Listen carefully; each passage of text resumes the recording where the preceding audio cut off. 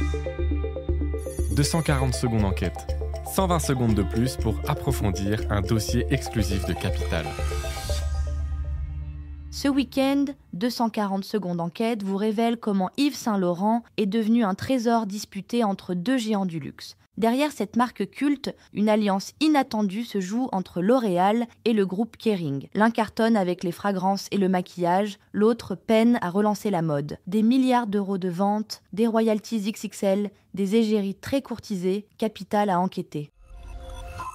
Le 2 mars dernier, le film événement de l'année 2024, Emilia Pérez, a remporté 2 Oscars à Hollywood. C'est dans une somptueuse robe de la maison Yves Saint Laurent que Zoé Saldana, auréolée du meilleur second rôle féminin, est allée chercher son prix. Ces trophées viennent s'ajouter aux autres récompenses déjà amassées par le long métrage.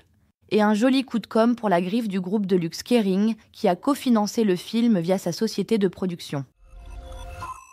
Au cinéma, Kering est en effet allé plus loin que le simple placement de produits. Il a créé sa propre maison de financement cinématographique, baptisée Saint Laurent Productions. Émilie Pérez, du réalisateur Jacques Audiard, est son premier succès. Le directeur artistique de la griffe Anthony Vaccarello en a signé les costumes. La production a coûté 25 millions d'euros, mais on ne sait dans quelle mesure la marque a mis la main à la poche. Pour Serge Siritsky, du site cinéfinance.info, cet investissement est une bonne affaire pour Saint Laurent. Il fallait bien ça pour relancer Yves Saint Laurent mode. Après une période de forte hausse, les ventes de la marque de vêtements haut de gamme marquent le pas. Les ventes ont diminué de 4% en 2023, puis la baisse s'est accentuée l'an passé avec un recul de 9%. Un plongeon qui a ramené le chiffre d'affaires sous la barre symbolique des 3 milliards d'euros. Lucas Solka, analyste luxe chez Bernstein, fait le constat suivant. Ils ont joué la croissance facile avec des sacs plus petits et des prix plus abordables pour attirer les jeunes sans investir assez dans les boutiques. Cela a un peu banalisé la marque. À Paris, Yves Saint Laurent est devenu une griffe de second rang. Si la mode patine, les résultats de sa demi-sœur, Yves Saint Laurent Beauté, sont au beau fixe.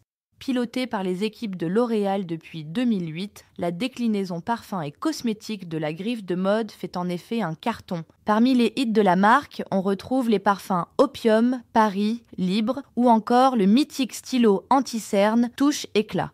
Bien que L'Oréal ne communique pas ses chiffres par marque, le succès de la licence ne fait aucun doute. Aujourd'hui, son chiffre d'affaires dépasserait les 2 milliards d'euros. Un magot dont profite aussi celui qui a concédé la licence, à savoir Kering. Touchant à minima de 7 à 8% du chiffre d'affaires réalisé par L'Oréal, le groupe de luxe récupérerait près de 150 millions d'euros par an, presque sans rien faire.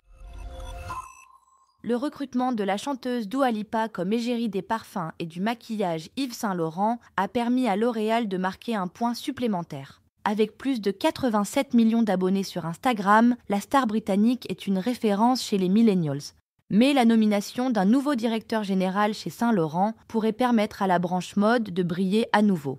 À peine arrivé de chez Balenciaga, Cédric Charbit s'est mis au travail, en duo avec Anthony Vaccarello. C'est lui qui aurait poussé pour faire entrer Zoé Saldana, l'actrice d'Emilia Pérez, dans l'écurie des égéries de la griffe, et qui a fait diffuser une campagne mondiale avec cette dernière, pile au moment où elle entrait dans la lumière. Envie d'en savoir plus ? Retrouvez cette enquête d'Angélique Vallès en intégralité sur Capital.